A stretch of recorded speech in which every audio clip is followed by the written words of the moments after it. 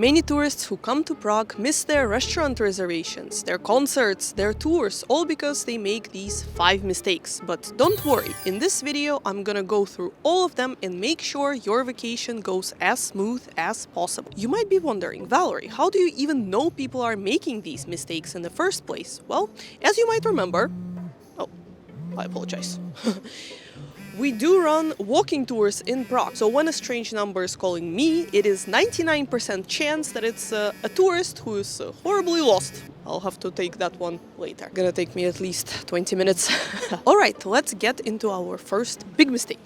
Huge. I'm very proud of Václav and I actually, because it took us years to figure out what was happening exactly, because we would send our customers the address of our meeting point. They would arrive to a random place in the old town, call us and say that we send them a wrong address. So we had to do literal detective work to crack this case, and we finally did it. So here's what happens. People receive certain instructions with the address. The address usually looks like this. The problem is not many people can read addresses in Czech language, so they tend to concentrate on the words that they understand. In this case, it would be this one, right? But this is not the address actually, it is the name of the area. So they would copy it, put it into Google Maps and get thrown into a random point in the city center. So one thing you need to remember is that you need to copy the whole address if you want to find the place where you have a tour or a restaurant reservation, etc. So we will break it down for you guys. Have a look at this address. The first thing you see here is the name of the street. This is very essential for you to know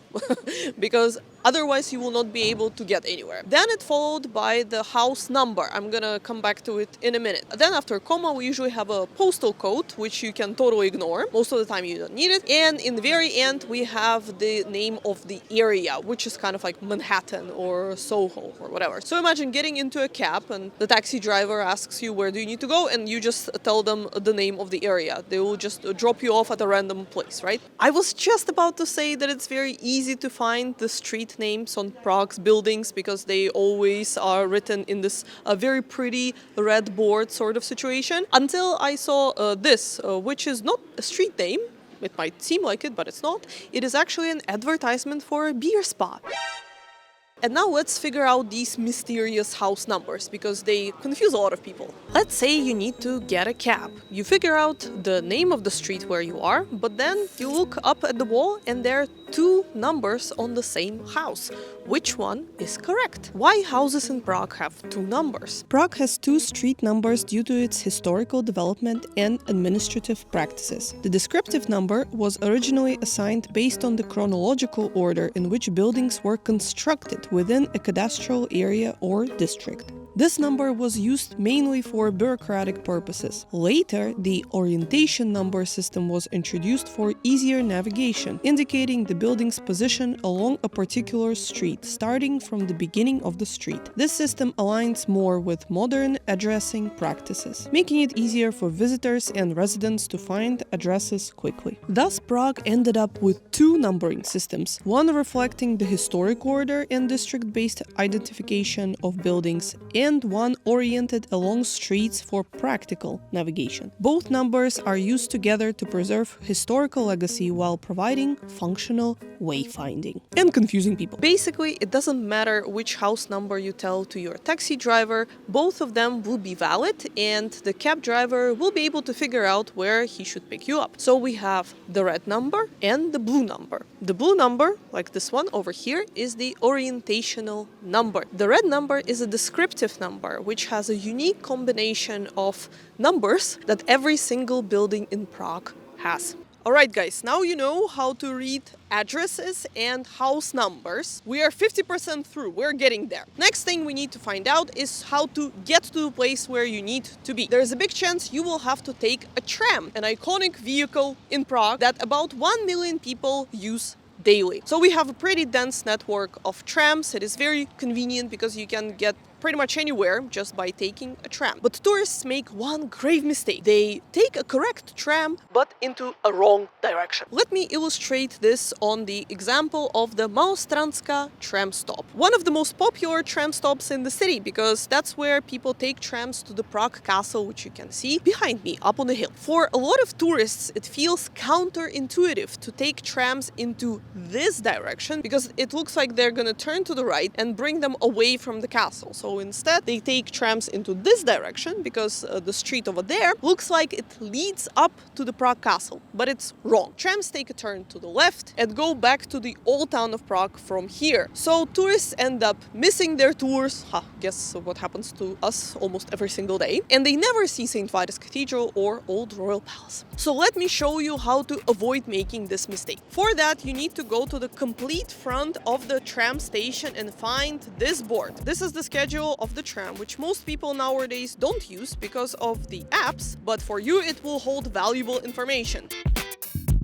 Here's the list of stops. The thick bold lettered one is the stop where you are right now. And the stop which are below it are stops that the tram will go to next. So if you see that the stop you need to get to is below it, then you stay on this side of the road. If the stop that you need to go to is above the bold lettered one, then you need to cross the road to a different side of the tram stop. Now you know how to take trams into the right direction. By the way, if your tram was rerouted, it is not my fault. Now let's talk about metro. A lot of people get intimidated by Prague Metro, but it's honestly a breeze. They're just 3 lines, green, red and yellow. They're building a 4th one, but honestly, I might retire before they finish it. A lot of travelers overthink it when it comes to Prague Metro, because they come from places where the underground network is much more complicated. Let's roll in the clips of horrible metro lines around the world where I will be lost forever. So now let me show you how to actually use Prague Metro correctly.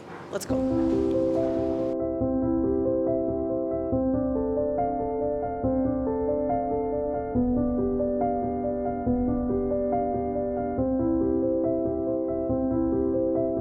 Alright guys, now we are down at the platform, so how do you figure out where you need to go? Take a look at the board above me. The highlighted stop is where we are right now. So first of all, you need to find the stop where you need to go and determine on which side it is located. Let's say I need to go to Museum, the red one over there. So as you can see, we need to go into this direction. There are only 2 platforms in Prague Metro. All the trains go into same directions, just opposite sides. So it's not like in London, where you can have several trains that go into totally different places, arriving to the same platform. If you need to change the metro line, you actually need to do it physically. You need to first travel to the stop where the lines cross, and then physically go to a different line following the arrows. So hopefully you know how to use Prague Metro now. Our next mistake isn't anyone's fault, really. It's just we all trust our goddamn phones too much. What do I mean by that? When you make an appointment or reservation, you receive an email about it that in a lot of phones then gets saved in the calendars, and then you receive a notification on the day when